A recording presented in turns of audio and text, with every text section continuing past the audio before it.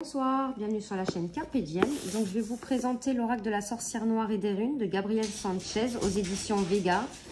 Donc je l'ai trouvé sur Vinted. Donc laissez-vous guider par les rituels des sorcières et les mystères runiques.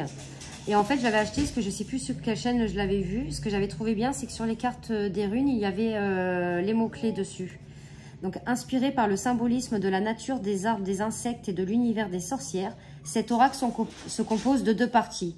20 cartes noires représentant la nature et 24 cartes runes. On pourrait ainsi utiliser les cartes au complet ou simplement se servir de celles des runes ou celles des sorcières selon son inspiration. Outil divinatoire, cet oracle pourra répondre de par sa symbolique aux questionnements et proposera des anticipations dans le devenir. Il est le lien permettant l'ouverture d'esprit qui nous reliera aux anciennes croyances de l'univers des sorcières et des runes. Ce coffret contient un livre explicatif de 68 pages, 44 cartes oracle et un sac en satin pour protéger les cartes. Donc son prix est de 27 €, mais vous le trouvez d'occasion sur les sites de vente. Donc on a un livre. Donc déjà j'adore cette couleur là, comme ça on dirait un parchemin. Alors là, on vous met un oracle est un outil magique qui permet de pratiquer la divination par les cartes. Retrouvez dans cet oracle un univers empreint de symboles qui incarnent la nature, les animaux, les insectes. Une partie de l'oracle est composée de cartes runes qui permettent ainsi, selon votre convenance, de choisir d'utiliser l'oracle en intégralité ou bien d'utiliser séparément les cartes runiques. Donc là, on a les méthodes de tirage avec un grand rituel, le sens contraire. On a toutes les cartes. Ensuite, on a les runes. Donc là, on a directement le tirage, le grand rituel. Ce tirage est réservé en ouverture lorsqu'un événement intervient ou qu'un choix doit être fait. Il devient alors un tirage conseil pour trouver ou anticiper une solution. Donc la carte 1, ça sera la création, connaître ou reconnaître l'événement actuel. Le 2, ça sera la tempérance. Comment réagir face à la création? Mon corps, que me dit mon corps? Mon esprit, quel est mon état d'esprit? Mes désirs, cet événement correspondra-t-il à mes désirs? Ensuite, on a l'essence contraire. Donc, cette méthode de tirage est idéale pour obtenir une réponse rapide. Vous pouvez recouvrir la carte en position 1 pour préciser la réponse ou avoir un éclaircissement. Donc, la réponse, là, ça sera la carte 1, donc la synthèse. La 2, les forces positives, les choses favorables. Et la 3, les forces négatives, les choses qui s'opposent. Ensuite, hop, on a les cartes avec donc l'illustration, le numéro, le titre de la carte, un résumé de la signification de la carte. Et alors là, ce que je trouve bien, c'est la signification par domaine, donc sentimental, professionnel et spirituel. Donc c'est comme ça pour du moins la première partie des cartes. Et les runes, on a la signification de la rune. Hop. Et à la fin, on a un à propos de l'auteur et là pour marquer des petites notes. Donc déjà, j'aime beaucoup le livre. On a un petit pochon, couleur ocre. Hop, le dos des cartes est comme ceci. J'adore. On a des tranches dorées. Donc il est en deux parties.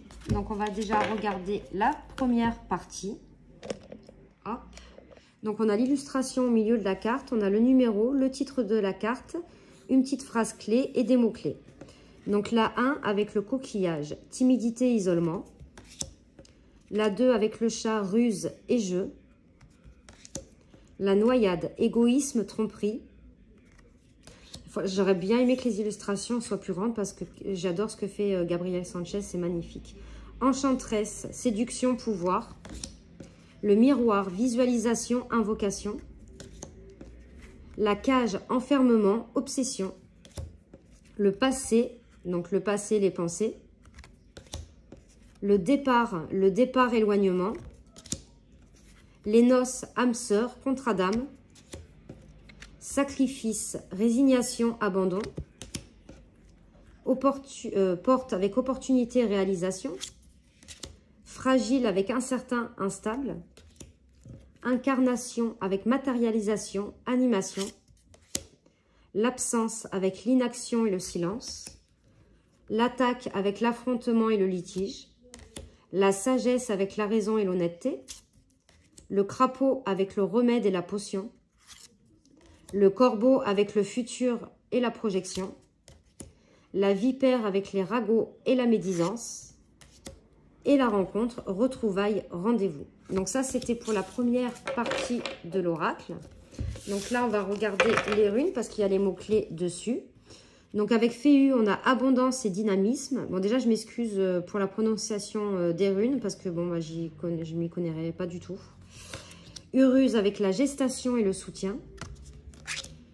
Turizaz, combativité, endurance.